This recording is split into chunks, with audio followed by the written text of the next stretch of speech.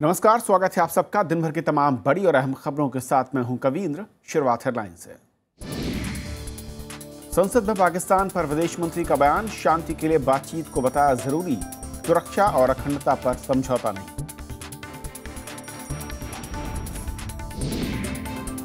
राज्यसभा में विपक्ष ने उठाया पंजाब में दलितों पर अत्याचार का मुद्दा, राज्य सरकार की बर्खास्तगी की मांग, केंद्र ने की घटना की निंदा।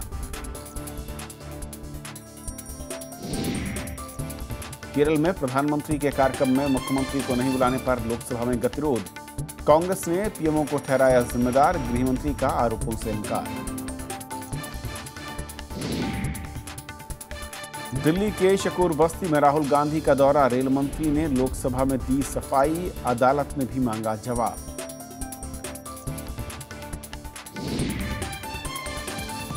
लोकायुक्त नियुक्त न करने पर यूपी सरकार को फटकार, सुप्रीम कोर्ट ने 16 दिसंबर तक नियुक्त का दिया आदेश, नाकाम होने पर भुगतने होंगे परिणाम।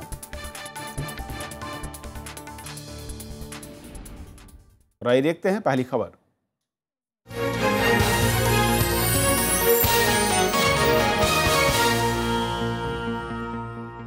दिल्ली के शकूर बस्ती इलाके में झुग्गियों को हटाने का मामला अब तूल पकड़ता जा रहा है। झुग्गियों को हटाने को लेकर एक तरफ जहां राज्य सरकार रेलवे को दोषी बता रही है, वहीं मौके पर राजनीतिक नेताओं के दौरों से सियासत तेज हो गई। मामले की गंभीरता को देखते हुए लोकसभा में रेल मंत्री सुरेश प्रभु ने आज बयान दिया, तो वहीं कांग्रेस उपाध्यक्ष राहुल गांधी ने शकूर बस्ती जाकर पीड़ितों से मुलाकात की। उधर हाईकोर्ट ने रेलवे और राज्य सरकार से इस पूरे मसले पर जवाब मांगा है। दिल्ली के शकूर बस्ती का ये इलाका सुर्खियों में है। शनिवार की रात में झुग्गियां हटाई गईं और सुबह होते होते मामले ने तूल पकड़ लिया। दिल्ली सरकार रेलवे पर झुग्गियों को बिना जानकारी के हटाने का आरोप लगा रही है, तो रेलवे नियम और कानून का हवाला देकर अपनी कार्यवाही को सही ठहरा रही है। लोकसभा में रेल मंत्री सुरेश प्रभु ने इस पर बयान दिया। The encroachment on 12/12/2015 were removed when Delhi police gave go ahead at 11:50 hours and the whole exercise was completely peaceful without coercion. There was no midnight operation as reported. The child alleged to have died during the encroachment removal drive had expired much before the encroachment removal had commenced, as confirmed by the Delhi police. वहीं कांग्रेस उपाध्यक्ष राहुल गांधी ने शकूर बस्ती जाकर पीड़ितों से मुलाकात की, उन्हें मदद का भरोसा दिलाया। राहुल गांधी ने कहा कि अगर सरकार ऐसी कार्यवाही करती है तो इलाके के लोग उन्हें सूचित करें और वो तुरंत मौके पर पहुंच जाएंगे। जहाँ भी झुग्गी तोड़ी जा रही है वहाँ राहुल गांधी को जैसे तोड़ना शुरू होगा, राहुल गांधी को वहाँ बुलाओ, मैं नहीं तोड़ने दूंगा। आम आदमी पार्टी और टीएमसी के सांसदों ने संसद परिसर में इस घटना के खिलाफ विरोध प्रदर्शन किया। मोदी सरकार ने वादा किया था जहां झुग्गी वहां मकान, मकान तो बने नहीं लेकिन झुग्गियां गिराने का काम जो है इन्होंने शुरू कर दिया। उधर दिल्ली के मुख्यमंत्री अरविंद केजरीवाल आरोप लगा रहे हैं कि बिना उनकी जानकारी के झुग्गियों को हटाया गया है। अभी रात को 11:30 बजे मैंने सुरेश प्रभु जी को फोन किया तो वो भी शॉक थे। उन्होंने कहा मुझे इसके बारे में कोई आइडिया नहीं है किसने झुग्गी तोड़ी है, और बोले मैंने ऑफिसर्स को क्लियरली बोला था जब मनीष सिसोदिया आए थे दिल्ली के रेलवे ऑफिसर्स को कि दिल्ली की चुनी हुई सरकार के को साथ लिए बिना कोई झुग्गी नहीं तोड़ी जाएगी। बोले मैं भी आश्चर्यचकित हूँ, कल मैं दिल्ली के जीएम को बुला के तलब करके उससे पूछूंगा कि ये झुग्गियां क्यों तोड़ी गई है। राजनीतिक पार्टियां नियम और कानून का हवाला दे रही हैं। रेलवे कह रही है कि उसे यहाँ टर्मिनल बनाना है, पार्टियां इसे गैर जिम्मेदाराना करार दे रही हैं। लेकिन सवाल ये उठता है कि ठिठुरती ठंड में जिन लोगों का आशियाना उजड़ा है उनका क्या होगा। करीब 500 झुग्गियों में रहने वाले लोग अब कहाँ जाएंगे। दिल्ली में झुग्गियां उजाड़ देना कोई नई बात नहीं है। राजनीतिक दलों के लिए भी अब एक ये फोटो अपॉर्चुनिटी बनकर रह गया है। शकूर बस्ती भी ऐसा ही एक मामला है जहां इनके उजड़े मकान देखने और अफसोस जताने तो हर कोई आता है, लेकिन सर पर छत देने की बात कोई नहीं करता। कैमरा पर्सन विजय के साथ अनु दीवान, राज्यसभा टीवी, दिल्ली। तो इस पूरे मसले को लेकर अब राजनीति तेज हो गई है। आम आदमी पार्टी सरकार के अपने दावे हैं, उधर केंद्रीय मंत्री ने बयान दिया और साथ ही साथ कोर्ट की ओर से भी दोनों सरकारों से जवाब मांगा गया है। हमारे साथ प्रणव हमारे संवाददाता हैं इस वक्त। प्रणव, जिस तरीके से संसद में हमने देखा कि इसको लेकर आम आदमी पार्टी के जो विधायक सांसद थे उन्होंने अलग और कांग्रेस अलग तरीके से एक मैं कहूँ कि इस मुद्दे को उठाने की कोशिश में थी, लेकिन जो तथ्य है इस तथ्य में कितनी सच्चाई है कि इससे पहले 3 बार नोटिस दिए गए इसको लेकर, कार्रवाई को लेकर, लेकिन रेल मंत्रालय क्या कुछ कहता नजर आ रहा है? जी देखिए, रेल मंत्री सुरेश प्रभु ने जब आम आदमी पार्टी के जो सांसद हैं भगवंत मान, उन्होंने ये मुद्दा उठाया तो उन्होंने स्पष्ट किया और उन्होंने ये दावा किया कि इससे पहले कई बार नोटिस दे दिया गया, उसके बाद भी ये झुग्गियां खाली नहीं हुई। और साथ ही उन्होंने ये भी दावा किया कि एनजीटी जो है, उन्होंने एनजीटी का हवाला दिया कि नेशनल ग्रीन ट्रिब्यूनल ने अपने आदेश में कहा था कि जो रेलवे ट्रैक है उसके आसपास गंदगी नहीं होनी चाहिए, उसमें मलबा नहीं होना चाहिए, इस तरह के आदेश का हवाला दिया। उन्होंने कहा ये जो भी हुआ है वो एक तरह से कहा जाए अतिक्रमण के खिलाफ एक कार्रवाई हुई है। ये जरूर है कि तथ्यों के आधार पर रेल मंत्री बचाव करते दिखे, लेकिन जिस तरह से संवेदनशील ये पूरा मामला हुआ है, जिस तरह से सियासत इसमें हुई है और जिस तरह से ये कहा जाए कि मानव अधिकारों से जुड़े हुए जो मसले हैं वो विपक्षी दलों ने उठाए, वो अपने आप में कहीं ना कहीं उसके लिए वो बचाव की मुद्रा में जरूर रेल मंत्री थे। हालांकि अगर हम सरकार की तरफ से कहें तो संसदीय कार्य मंत्री वेंकैया नायडू ने भी कहा कि जो कुछ भी हुआ वो गलत हुआ, ये मानवीय आधार पर नहीं होना चाहिए था। लेकिन इतना ज़रूर है कि इस पूरे मुद्दे पर चाहे कितनी भी दलील हो सरकार की तरफ से, लेकिन एक तरह से इस कार्रवाई को लेकर रेलवे को सफाई देनी पड़ रही है, वो इसमें घिरती ज़रूर नज़र आ रही है। और कोई भी सियासी दल इस मुद्दे को उठाने से पीछे नहीं है। यही वजह है कि ये मुद्दा संसद तक में भी गरमाया। प्रणव, आप रहिएगा हमारे साथ। अलका लांबा आम आदमी पार्टी की विधायक इस वक्त फोन लाइन पर हैं। अलका, स्वागत है आपका। सबसे पहले तो अलका, मैं समझना चाहूँगा, क्योंकि काफ़ी कुछ कन्फ्यूज़न था कि राज्य सरकार को पता नहीं था या जानकारी नहीं थी। केंद्र सरकार और जो जानकारियां सामने आने की 3 बार नोटिस दिया गया था। पहला नोटिस दिया गया था 14 मार्च 2015 को, इसके बाद 30 सितंबर को, और फिर 14 नवंबर को जो भेजा गया उसमें कहा भी गया कि 12 दिसंबर को कार्रवाई होगी। क्या वाकई ये तथ्य सही नहीं है? देखिए, मैं कहूंगी ड्यूसिप के हमारे जो फिल्म विभाग के सीईओ हैं मिस्टर वीके जैन ने इस बात को साफ किया कल भी बहुत से चैनलों में कि उन्हें बिल्कुल विश्वास में नहीं लिया गया, उन्हें कोई खबर सूचना नहीं दी गई। और सर्दियों में आप 12 तारीख को 15 तारीख को आप किस तरीके से इस तरह के अभियान को चला सकते हैं? हाईकोर्ट का भी आदेश आया, उस ऑर्डर में आदेश में उन्होंने इस अभियान को एक अमानवीय अभियान जो है वो रेल मंत्रालय द्वारा बताया गया है। उन्होंने कहा पूर्व की घटनाओं से आपने कोई सबक नहीं लिया और ये एक अमानवीय अभियान था जो रेलवे केंद्र के रेलवे मंत्रालय द्वारा चलाया गया। मैं आपसे फिर कहूंगी, हम जब सरकार में आए हमने एक बात कही, हमने ये कहा कि हमारे आने के बाद कोई झुग्गी नहीं बनेगी, ये हम आप विश्वास दिलाते हैं।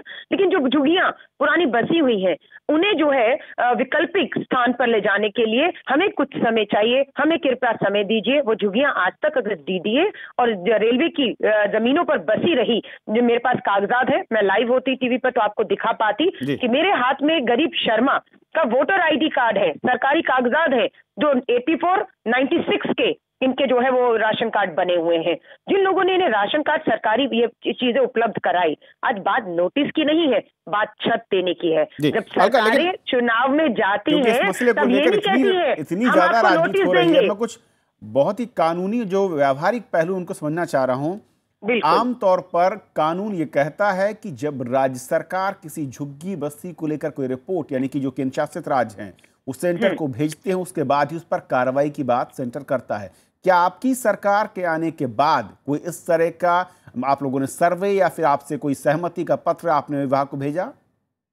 देखिए, बिल्कुल हमारा श्रम विभाग दिल्ली का जितना भी पूर्ण हमको करना है, सब लोगों को व्यवस्थित करना है, झुग्गियों से हटाकर पक्के मकान देना है, ये सब दिल्ली का श्रम विभाग देखता है। और ये बस्तियां पूरी तरीके से रेलवे और डीडीए की जमीन पर बसी हैं। तो मैं नहीं मानती हूँ इस बात को कि डीडीए को या रेलवे को नहीं मालूम था कि दिल्ली का श्रम विभाग इस पे काम कर रहा है। बिल्कुल जानकारी थी। जब हमने नोटिफिकेशन किया सरकार आने के बाद, हमने अपनी नोटिफिकेशन में यही बात को जाहिर किया कि हमारा जो ड्यूसिप श्रम विभाग है वो आपसे वैकल्पिक व्यवस्था तक के लिए समय मांगता है। लेकिन आज ये जो बिना बिल्कुल विश्वास में लिए बिना सर्दियों के दिनों में इस तरह की ड्राइव को चलाने का कोई मकसद, कोई मतलब समझ नहीं आता है। अलका, मैं आपके पास लौट रहा हूँ। प्रणव हमारे साथ। प्रणव, एक तकनीकी जो बात बार बार मैं समझना चाहूंगा, क्योंकि आप लंबे अरसे से दिल्ली को कवर कर रहे हैं और संसद को भी। कहा यह जा रहा है कि दिल्ली सरकार के या तो उसका अपना सर्वे हो जिसमें उसने कहा हो कि अवैध बस्तियां हैं, इनको हटाने के काम पर सहमति उसने दी हो, या फिर कोई इस तरह का एक, मैं कहूँ कि केंद्र सरकार की ओर से एक पत्र आया हो जिसका जवाब हाँ में दिया गया हो कि इन बस्तियों को हटाने में उसकी सहमति है। क्या वाकई इस तरह का कोई पत्राचार या कोई जानकारी आपके पास? जी देखिए, ऐसे प्रत्याचार नहीं हुआ, लेकिन इतना ज़रूर है कि रेलवे की वो ज़मीन थी, तो इसमें सीधे तौर पर दिल्ली सरकार का सीधे कोई दखल हो या वो इस तरह की कार्रवाई को रोके या इस तरह की कार्रवाई को लेकर कोई परमिशन हो। इतना ज़रूर है कि जब इस तरह की कार्रवाई हुई तो जो स्थानीय पुलिस है उसको सूचना दी जाती है कि किसी भी तरह से अगर वहाँ पर कोई तनाव की स्थिति पैदा हो, उसको रोकने के लिए, लॉ एंड ऑर्डर को मेंटेन करने के लिए स्थानीय पुलिस को सूचना दी गई। पुलिस वहाँ पहुँची भी, और रेलवे का बार बार ये कहने कि वो ज़मीन रेलवे की थी, उसमें इंफ्रास्ट्रक्चर के लिए और एक नया जो टर्मिनल, पैसेंजर टर्मिनल बनना था, जिसकी मांग भी बार बार वहीं से ही उठ रही थी कि जिस तरह का एक टर्मिनल आनंद विहार में हमने देखा, उसी तरह का एक टर्मिनल बनना था। काफ़ी समय से नोटिस दिए जा रहे थे, लेकिन वहाँ से जो अतिक्रमण है वो नहीं हट रहा था। तो कानूनी तौर पर जो रेलवे है वो इसको एकदम तर्कसंगत बता रहा है कि उन्होंने कानूनी तौर पर सारे काम किए, उन्होंने नोटिस भेजा, स्थानीय पुलिस को इसकी जानकारी दी और उसके बाद वहां पर अतिक्रमण को हटाने की पूरी कार्रवाई हुई है। तो क्योंकि वो रेलवे की ज़मीन थी और रेलवे को अतिक्रमण हटाना था, तो इस पूरी चीज़ में कहीं दिल्ली का जो स्लम विभाग है वो बीच में हो या उसकी कोई भूमिका हो, ऐसा लगता नहीं है। और ये मैं इसका जवाब अलका से लेता हूँ। अलका, जिस तरीके से बात आ रही है, और अब जबकि मैं कहूँ कि ऐसे कई सौ परिवार हैं जो कि अब इस वक्त खुले आसमान के नीचे हैं, सर्दी का मौसम है और जाहिर है कि सबसे बड़ी जिम्मेदारी आपकी सरकार की है। कैसे उनको रिहेबिलिटेट करेंगे, क्या अगला कदम होगा, इसे बताइए। अलका, आपको आवाज मिल रही है? हाँ जी अलका, हाँ जी, मैं सुन क्योंकि पा रही हूं आपको। राजनीति इसमें काफी हुई है, लेकिन मैं मानवीय पहलू पर आना चाह रहा हूं कि जो परिवार अब खुली छत के नीचे हैं इस सर्दी के मौसम में, उनको लेकर आपकी सरकार क्या करने जा रही है? देखिए, मैं फिर कहूंगी, जिस दिन सिर्फ 49 दिन की हमारी सरकार थी, उसी शकूर बस्ती में जहां ये उजाड़ा गया है, वहां पर हम लोगों ने एक नाइट शेल्टर, रैन बसेरा 150 लोगों के लिए बनाया। और अभी जब सरकार आई, 2 रैन बसेरे और वहां पर बनकर तैयार हैं जिसमें लोग रह भी रहे हैं। तो बहुत से लोगों को हमने इन्हीं झुग्गियों से उन रैन बसेरों में जो है वो किया, बदला उनको। दूसरी बात मैं आपको फिर बताऊंगी, पश्चिम बिहार में एक कोऑपरेटिव हाउसिंग सोसाइटी की रास्ते में झुग्गियां आ रही थी, जो कोर्ट ने आदेश किया इन्हें हटाइए। हमारी सरकार आने के बाद हमने इन 600 झुग्गियों को पश्चिम बिहार से नांगलोई शिफ्ट कर दिया, लेकिन हमने किसी को भी उजाड़ा नहीं। हमने वैकल्पिक नांगलोई में व्यवस्था की हमारे ड्यूसिप स्लम विभाग ने, और इन लोगों को बहुत आराम से वहां शिफ्ट कर दिया। हमने किसी को इस तरह से अमानवीय तरीके से जो है सड़क पे नहीं लाए। हम यही बात कर रहे हैं, हमें समय चाहिए, हमें समय चाहिए। बस इन लोगों के ऊपर मैं कहूंगी अपना वोट बैंक की, ये 84 के वोट बने हुए हैं जो मैं आपको दिखाना चाह रही थी कागज पहले भी। ये 94 का राशन कार्ड है, ये गरीब शर्मा का जो है वोटर आईडी का, ये सरकारी लेटर दिए गए। इसलिए नहीं कि आपको नोटिस दिए जाएंगे, वोटों में आपके घोषणा पत्रों में ये नहीं था नोटिस दिए जाएंगे, घोषणा पत्रों में ये था आपको मकान पक्के दिए जाएंगे, जो आजादी से लेकर आज तक ना कांग्रेस दे पाई और ना केंद्र में बैठी मोदी सरकार 2 साल में वक्त की कमी, लेकिन हम लोगों ने फिर भी 600 परिवारों को गरीबों के नाम पर राजनीति बिना बेदखल किए और सर्दी के मौसम में ऐसे बेघर हुए लोगों को जल्द से जल्द उन्हें एक छत मुहैया कराए, जो भी सरकार हो और जो भी सरकार जिम्मेदारी लेना चाहे। बहुत शुक्रिया आपका, और प्रणव, बहुत शुक्रिया आपका ताज़ा अपडेट देने के लिए। ये थी हमारी पहली खबर। छोटा सा ब्रेक के उस पार दिन भर की दूसरी बड़ी खबर।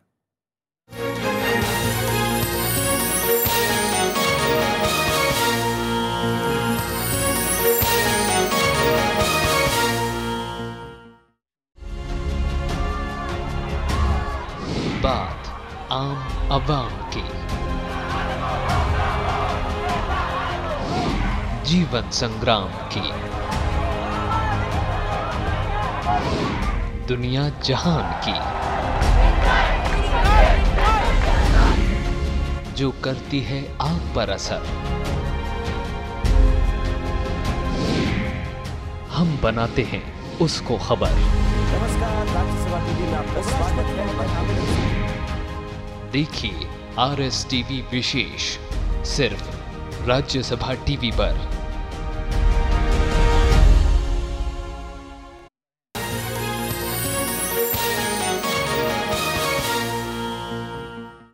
विदेश मंत्री सुषमा स्वराज ने कहा है कि भारत पाकिस्तान के बीच दूरी क्षेत्रीय शांति के लिए अड़चने हैं और संसद में बयान देते हुए सुषमा ने कहा कि दोनों देशों के बीच बातचीत से शांति और विकास का नया अध्याय शुरू होगा।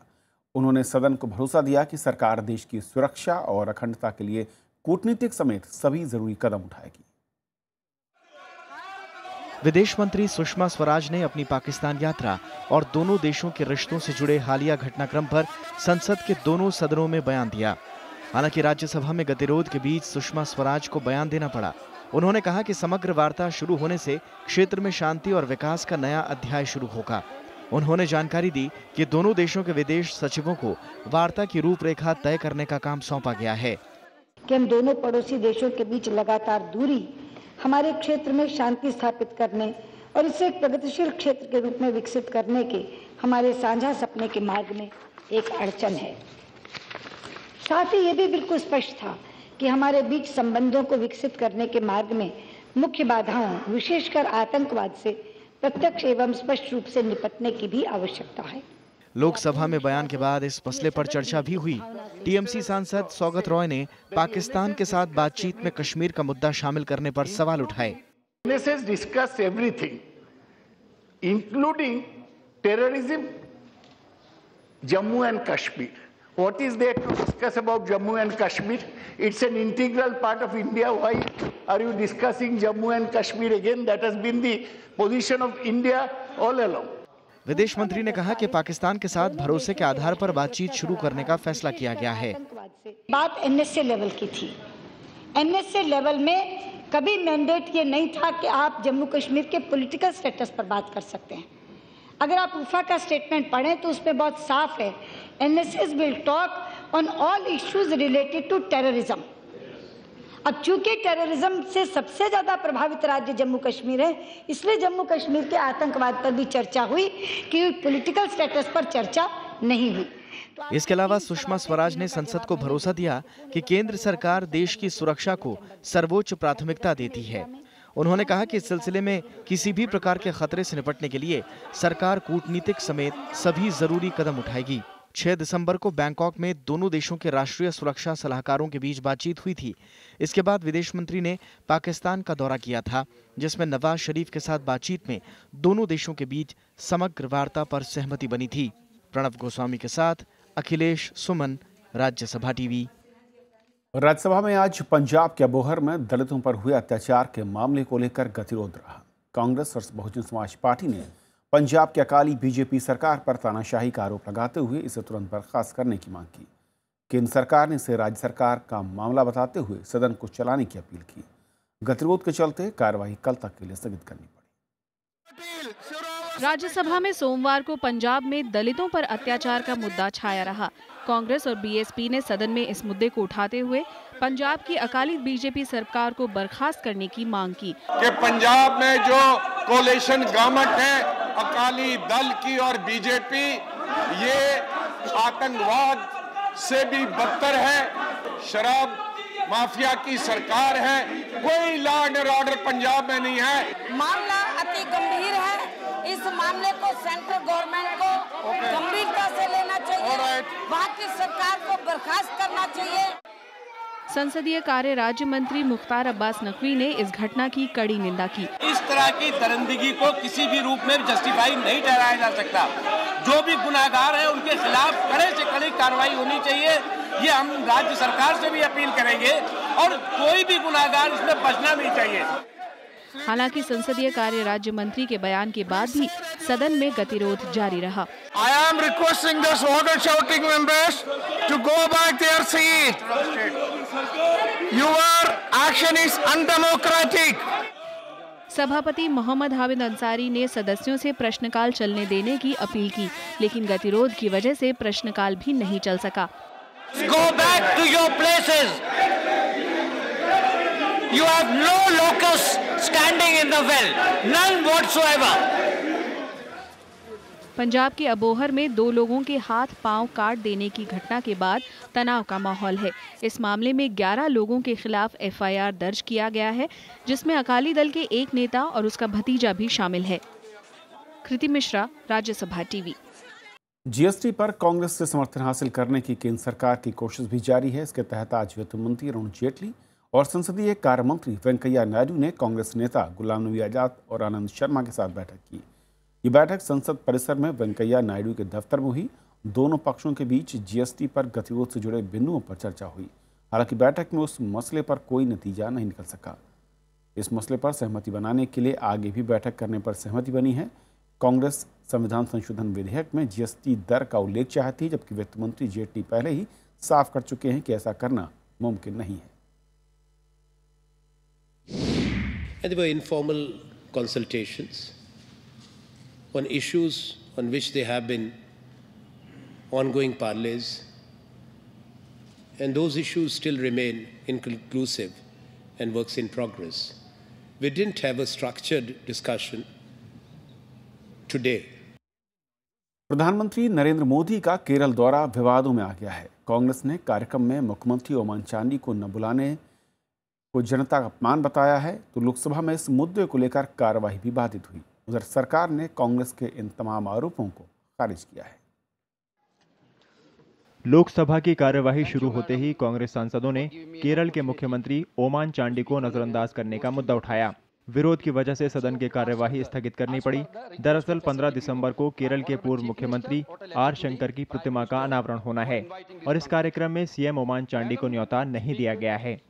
As per the actual schedule of the program, Honorable Prime Minister will unveil the statue and Honorable Chief Minister will preside over the function. But due to some unfair political move by the ruling party, the ruling party here, and the Chief Minister was dramatically excluded from the dais plan of the PM's program. गृह मंत्री राजनाथ सिंह ने इस पर सफाई दी। यह बात सच है, संभवतः उस ऑर्गेनाइजेशन ने इसके पहले वहां के चीफ मिनिस्टर ओमान चांडी जी को भी आमंत्रित किया था, लेकिन एसएनडीपी ऑर्गेनाइजेशन के अंदर ही वहां के चीफ मिनिस्टर को लेकर संभवतः कोई विवाद खड़ा हो गया और उस ऑर्गेनाइजेशन ने एक यूनानिमस रेजोल्यूशन किया कि इस कार्यक्रम में वहां के चीफ मिनिस्टर ओमान चांडी जी को नहीं आना चाहिए। जवाब से असंतुष्ट कांग्रेस, लेफ्ट, आरजेडी, टीएमसी और एनसीपी ने सदन से वॉकआउट कर दिया। दरअसल 15 दिसंबर को केरल की पिछड़ी जाति एजवा समुदाय की एक संस्था ने इस कार्यक्रम का आयोजन किया है, जिसमें प्रधानमंत्री शिरकत कर रहे हैं। सीएम ओमान चांडी ने फेसबुक पर पोस्ट कर खुद को ना बुलाए जाने पर दुख जताया है। प्रणव गोस्वामी, राज्यसभा टीवी। पिछले एक साल में देश में एफडीआई में 40% से ज्यादा की बढ़ोतरी हुई है। प्रधानमंत्री ने ये बात केरल दौरे के पहले दिन त्रिशूर में पार्टी के कार्यक्रम को संबोधित करते हुए बताई। उन्होंने कहा कि दुनिया में भारत को लेकर भरोसा बढ़ा है, देश में बड़ी संख्या में पूंजी निवेश हो रहा है।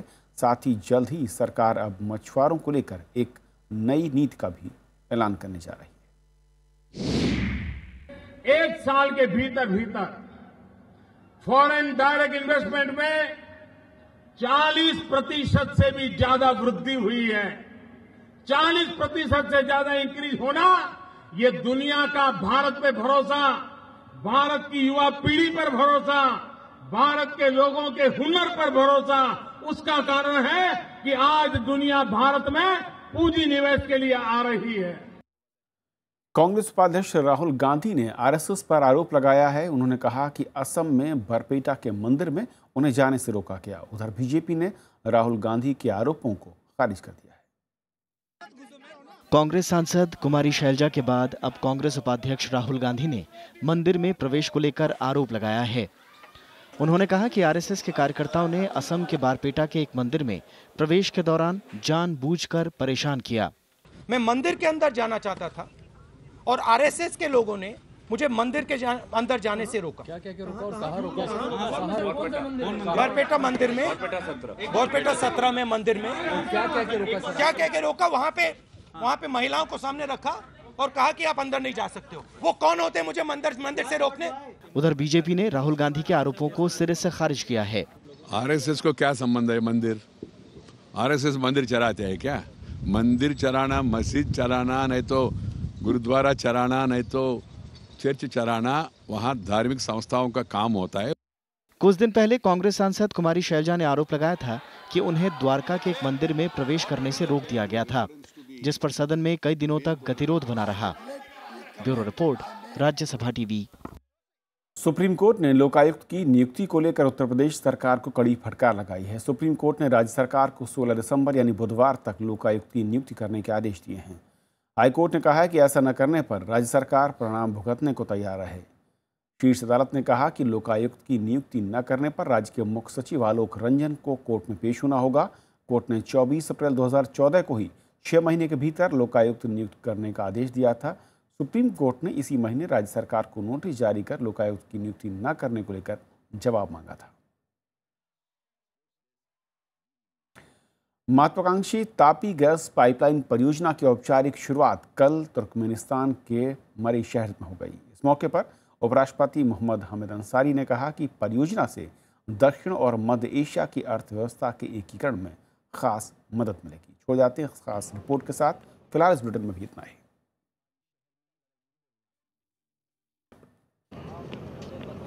तुर्कमेनिस्तान के मारी शहर में रविवार को इस समारोह में तापी गैस पाइपलाइन परियोजना की आधारशिला रखी गई। उपराष्ट्रपति मोहम्मद हामिद अंसारी ने कहा कि इस परियोजना की सफलता के लिए चारों देशों को मिलकर काम करना होगा। Even as we celebrate the progress we have made on TAPI so far, we must be aware of the challenges that lie ahead.